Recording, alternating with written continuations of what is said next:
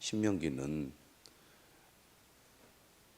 제2세대 이스라엘 백성들에게 모세가 마지막 설교를 통해서 그들이 하나님의 율법을 온전히 지키고 따르도록 당부하는 말씀입니다. 특별히 신명기 22장부터는 일상생활과 관련된 자세한 지침이 소개가 되고 있는데요. 오늘 본문의 중심 내용은 이웃을 배려하고 이방 족속과 구별된 삶을 살아야 한다고 강조하고 있습니다. 1절이죠. 내 형제의 소나 양이 길 잃은 것을 보거든 못 본 채 하지 말고 너는 반드시 그것들을 끌어다가 내 형제에게 돌릴 것이요.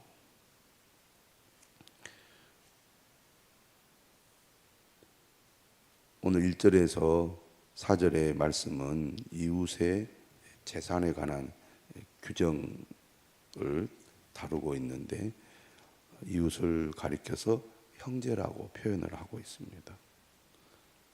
이스라엘 민족은 서로 남이 아니고 형제라는 얘기죠. 본래 야곱의 자손들이지 않습니까? 야곱의 자손들이 이스라엘 민족을 이루고 있기 때문에 이스라엘 백성들은 서로 남이 아니라 형제라고 부를 수 있습니다. 또 형제라는 의식을 가지고 자신뿐만 아니라 이웃들을 배려하고 돕는 삶을 살아야 한다고 말하고 있습니다. 그런 의미에서 형제라고 부르고 있죠. 내 형제의 소나 양이 길을 잃어버렸을 때 그것을 보거든 못 본 채 하지 말라는 것입니다. 반드시 그것들을 끌어다가 내 형제에게 돌리라는 얘기죠.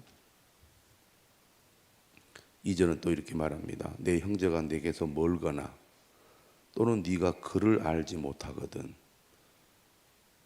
그 짐승을 내 집으로 끌고 가서 내 형제가 찾기까지 너에게 두었다가 그에게 돌려줄지니. 당시 사람들은 같은 마을에서 또 함께 오랫동안 살아왔기 때문에 누구인지 대부분 다 알 것입니다. 하지만 간혹 더 멀리 있는 이웃들 경우에는 전혀 안면이 없는 경우도 있죠. 그럴 때는 자신의 집에 두어서 보호해 두었다가 반드시 그 주인에게 찾아주라는 얘기입니다. 책임감을 가지고 이웃의 재산을 돌려줘야 한다는 얘기죠. 3절은 이렇게 얘기합니다. 나귀라도 그리하고 의복이라도 그리하고 형제가 잃어버린 어떤 것이든지 내가 얻거든 다 그리하고 못 본 채 하지 말 것이며. 오늘 본문에 보면 못 본 채 하지 말라는 말을 1절과 그리고 3절에서 사용하고 있습니다. 우리는 자신의 것에 대해서는 애착이 있기 때문에 문제가 생기면 반드시 그 문제를 해결하고 자신의 이익을 추구하게 되어 있습니다. 하지만 나와 상관없는 것에 대해서는 무관심하게 될 때가 많죠. 오늘 본문은 남의 것을 도둑질하거나 남에게 해를 끼치지 않는 것에 관한 말씀이 아닙니다.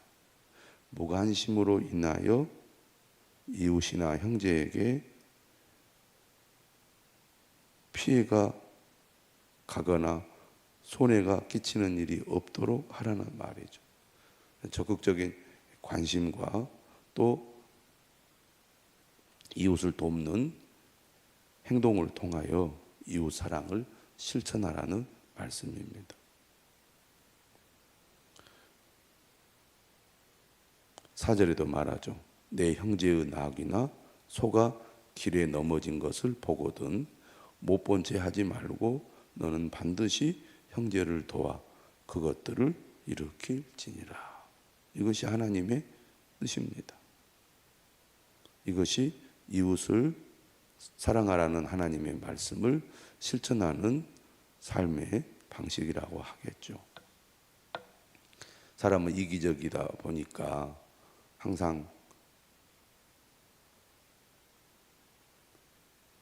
나의 이익을 추구하는 데는 관심을 갖지만 다른 사람의 이익이나 또 어려움에 대해서는 무관심할 때가 많습니다. 하나님의 사람들은 그래서는 안 된다는 거죠. 그런데 여기서 우리가 한 번 더 생각해 봐야 할 것은 내가 이웃을 돕는 것 때문에 내가 어려움을 당하거나 손해를 당하거나 피해를 당하는 경우도 있습니다. 그런 경우에 우리가 망설여지지요. 내가 이웃을 도와주는 것 때문에 내가 곤란한 일을 당하지 않을까를 사람들은 생각하게 됩니다. 예를 들면 이런 경우들이 있죠. 교통사고를 당했습니다. 차를 타고 지나가다가 어떤 사람이 교통사고를 당했는데 우리가 내가 일이 바쁘다고 그냥 휙 지나가 버릴 수 있잖아요. 내가 도와주지 않으면 더 큰 어려움에 처할 수 있다는 것을 우리가 발견하게 되면 본능적으로 우리는 그를 돕게 됩니다. 빨리 위험한 상황으로부터 벗어나도록 돕고 또 신고를 해서 그 사람이 안전하게 위험으로부터 벗어나도록 우리가 배려하지 않습니까? 그런데 간혹 그렇게 돕다가 2차 사고, 3차 사고가 나서 내가 큰 피해를 당하거나 심지어 잘못되면 생명의 위험에 처하기도 하지 않습니까? 그런 여러 가지 복잡한 상황이 발생할 수 있기 때문에 우리는 남을 돕는 일에도 망설여질 때가 많죠. 물론 우리가 주변 상황을 잘 살피고 또 위험한 일이 발생하지 않을까 늘 우리가 따져봐야 하지만 그러나 기본적으로 어려움에 처한 사람이 있다면 외면하지 말고 도와야 한다는 것입니다. 누가복음의 선한 사마리아인의 비유를 우리가 잘 알고 있습니다. 제사장은 예루살렘에서 여리고로 내려가다가 강도 만난 유대인을 못 본 채 하고 지나갔습니다. 레위인도 마찬가지죠. 아마 바빠서 그랬을 수도 있고 또 자신이 위험에 처하지 않을까 하는 두려움 때문에 지나갔을 수도 있습니다. 하지만 예수님은 유대인과 관계가 좋지 않은 사마리아인이 그런 상황에도 불구하고 강도 만난 이웃을 여관으로 데려가서 치료받게 하고 또 필요한 돈을 줘서 끝까지 잘 치료받을 수 있도록 배려하는 그 이야기를 우리는 잘 기억합니다. 믿음의 삶을 살아간다는 것은 우리가 하나님 앞에 진실한 마음으로 나아가는 것과 동시에 하나님의 뜻을 따라 이웃 사랑을 실천하는 것이라고 주님은 우리에게 분명히 말씀하고 있습니다. 믿음이 클수록 하나님을 사랑할수록 이웃의 어려움을 못 본 채 하지 말고 반드시 그를 배려하고 돕는 삶을 실천해야 할 것입니다. 5절 이하의 말씀은 여러 가지 이야기가 나오는데요. 5절은 이런 말씀입니다. 여자는 남자의 의복을 입지 말 것이요 남자는 여자의 의복을 입지 말 것이라. 이같이 하는 자는 내 하나님 여호와께 가증한 자이니라. 매일 성경 이렇게 설명을 했어요. 남녀가 의복을 반대로 입는 것은 가나안의 이교 풍습이었고, 어울리지 않는 것의 혼합 역시 이방 나라의 풍습이었습니다. 이스라엘은 옷 입는 것, 농사 짓는 것 등 지극히 일상적인 일에서도 이방 민족과 다른 하나님 나라 백성만의 신앙과 신학을 담아내야 했습니다. 시대 사조와 유행을 분별 없이 따르지 말고 삶의 신앙을 담아내야 합니다. 일상생활, 삶의 방식, 삶의 습관에도 하나님의 백성다운 모습이나 행동이나 삶이 녹아져 있어야 한다는 것입니다. 다시 말하면 세상 사람들과는 구별된 삶을 살아가야 한다는 것이죠. 오늘 우리 시대는 유행에 민감하고 또 빠른 변화에 매우 재빠르게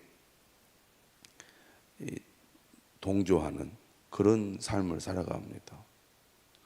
우리 그리스도인들은 물론 세상의 유행이나 또 문화나 분위기를 단절하고 살아가는 것이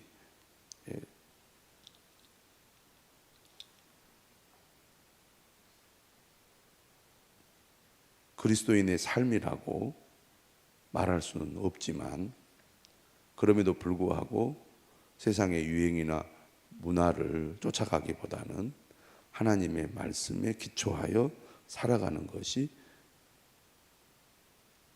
맞다는 말씀입니다. 우리는 세상이 요즘 무엇을 추구하는가 보다는 어떻게 사는 것이 하나님의 뜻인가를 먼저 물어야 할 것입니다. 그것은 교회 생활에서 뿐만 아니라 가정생활, 일상생활, 또 이웃과의 관계에서도 그리스도인은 그리스도인의 가치관과 문화를 가져야 한다는 말이겠죠.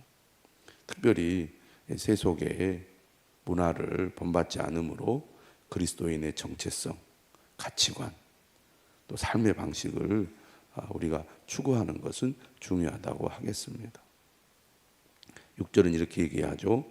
길을 가다가 나무에나 땅에 있는 새의 보금자리에 새 새끼나 알이 있고 어미새가 그의 새끼나 알을 품은 것을 보거든 그 어미새와 새끼를 아울러 취하지 말고, 어미는 반드시 놓아줄 것이요 새끼는 취하여도 되나니 그리하면 내가 복을 누리고 장수하리라. 매일 성경 이렇게 설명을 했어요. 어미새와 새끼를 한꺼번에 잡지 말고 어미새는 반드시 날려보내야 한다는 율법은 동물의 존속을 위해 욕심을 절제하라는 요구입니다.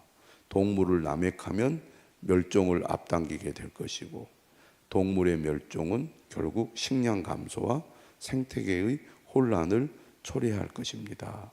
인류가 이 지구에서 장수하려면 탐욕을 제한하고 생태계를 보존해야 합니다. 오늘 우리의 삶에 매우 중요한 삶의 원리지요. 인류가 탐욕을 부림으로써 생태계가 많이 파괴되고 그것이 인간에게 결국 피해로 오고 있습니다. 그래서 인간의 욕심 때문에 자연을 파괴하거나 또 인간의 편리함 때문에 플라스틱 같은 걸 너무 많이 사용해서 미세 플라스틱이 결국 인간에게 되돌아오거나 이런 문제들이 있지 않습니까? 또 우리가 특히 해양에서 물고기를 잡는데도 어떤 원칙을 정해서 멸종하지 않도록 보호하려는 노력들을 하지 않습니까? 이처럼 우리가 세상을 살아가면서 일상생활 속에서 인간의 욕심 때문에 자연이 파괴되거나 결국 인간에게 피해가 돌아올 수 있기 때문에 보존하는 일, 절제하는 일 매우 중요하다고 하겠습니다. 오늘 우리가 하나님의 말씀을 따라갈 때 욕심을 따르지 아니하고 하나님의 창조 질서를 따르는 것은 하나님의 사람들이 살아가는 데 있어서 중요한 삶의 자세라고 하겠습니다. 믿음은 좋은데, 열심히 있는데 일상생활 속에서 이런 하나님의 원리를 무시하고 인간의 욕심을 추구하고 산다면 그것은 하나님의 뜻이 아니라는 얘기입니다. 교회 생활, 예배 생활, 기도 생활, 말씀 생활 다 중요하지만 일상생활 속에서 하나님의 말씀을 실천하는 것 또한 매우 중요하다고 하겠습니다. 8절입니다. 내가 새 집을 지을 때 지붕에 난간을 만들어 사람이 떨어지지 않게 하라. 그 피가 내 집에 돌아갈까 하노라. 매일 성경이 이렇게 설명합니다. 위험한 줄 알면서도 적절한 조치를 하지 않으면 안전이 위협받습니다.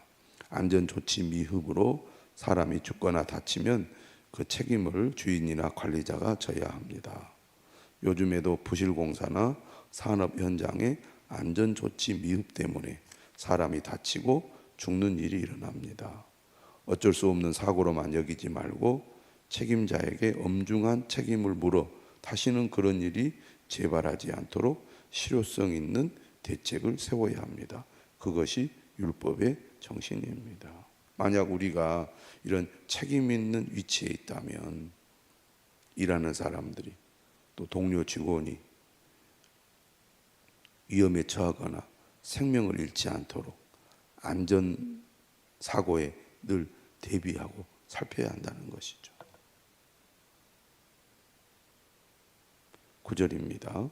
내 포도원에 두 종자를 섞어 뿌리지 말라. 그리하면 내가 뿌린 씨의 열매와 포도원의 소산을 다 빼앗길까 하노라. 이 말씀도 아까 이방 민족들의 풍습이었습니다. 그들을 본받지 말라는 하나님의 뜻이 담겨져 있는 거죠. 너는 소와 나귀를 결의하여 갈지 말며, 소와 나귀는 일단 덩치가 다르기 때문에 함께 멍에를 메고 밭을 갈게 되면 이제 나귀의 경우는 혹사를 당하게 될 수 있기 때문에 그래서는 안 된다는 의미가 담겨 있습니다. 11절 양털과 배실로 섞어 짠 것을 입지 말지니라. 5절 말씀과도 연관이 되어 있죠. 이런 것들이 다 이방 민족의 풍습입니다. 이런 것들을 본받지 말고 하나님의 백성들이 이방 민족과 다른 구별된 삶을 삶으로써 하나님 앞에 거룩한 백성으로 살아가야 한다는 말씀입니다. 너희는 너희가 입는 겉옷에 내 귀에 술을 만들지니라. 민수기 15장 37절 이하에 보면 이런 말씀이 있어요. 이스라엘 자손에게 명령하여 대대로 그들의 옷단 귀에 술을 만들고 청색 끈을 그 귀에 술에 더하라. 이 술은 너희가 보고 여호와의 모든 계명을 기억하여 준행하고 너희를 방종하게 하는 자신의 마음과 눈의 욕심을 따라 음행하지 않게 하기 위함이라. 그리하여 너희가 내 모든 계명을 기억하고 행하면 너희의 하나님 앞에 거룩하리라. 하나님의 백성이 세상의 유행을 쫓지 않고 자기 욕심을 따라 살지 않음으로써 하나님의 계명을 따라 살도록 기억하게 하는 용도로 겉옷에 술을 달게 했습니다. 오늘 본문이 말씀하고 있는 중심은 바로 이웃을 사랑하고 이웃을 배려하는 삶을 살아야 한다는 것과 이방 족속과 구별된 삶을 삶으로써 하나님의 백성들이 하나님 앞에 거룩한 삶을 살라는 말씀입니다. 우리 모두 일상생활 속에서 이웃을 사랑하고 또 세상과 구별된 거룩한 하나님의 백성으로 살아갈 수 있기를 주님의 이름으로 축원합니다.